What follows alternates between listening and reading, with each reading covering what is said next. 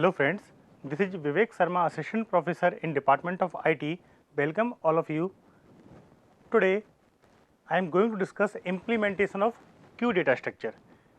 In the previous lecture, we have already discussed queue operations, definitions of queues and different type of operation. Now we are going to discuss implementation of queue data structure by using array.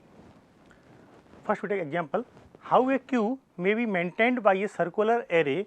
Here queue with n equal to 5 memory locations. Observe that the queue occupies consecutive locations except when it is occupies location at the beginning, at and at the end of array. So here we have a queue, its size 5. Now suppose first condition, initially queue is empty.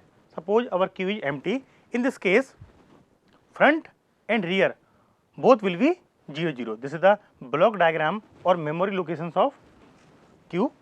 All values will be empty and size of queue is 5.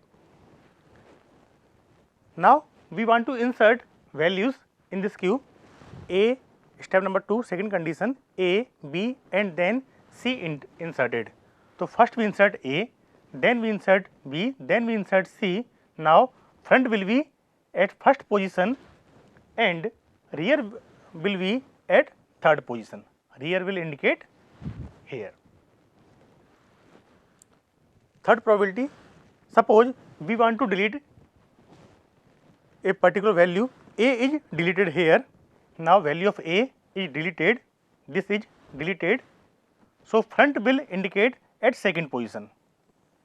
Front will indicate at second position and its value is B, and rear will be same third position.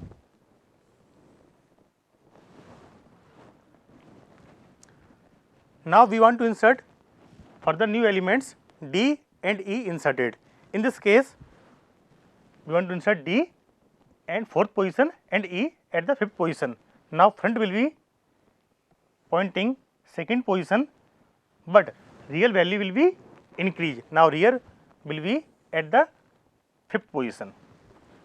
Suppose B and C will be deleted or we want to delete, then this space will be empty and this space will be empty and front will indicate fourth position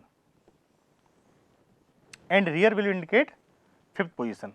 Suppose we want to insert new element F. So we insert F will be here. Now front will indicate fourth position and rear will indicate first position. Again we want to delete D variable. So front will indicate D will be deleted here. Now front will indicate fifth position and rear will indicate first position.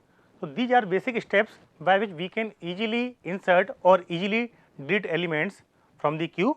Thank you for watching my lecture. Please like, subscribe and comment our YouTube channel gurukpu.com. Thank you.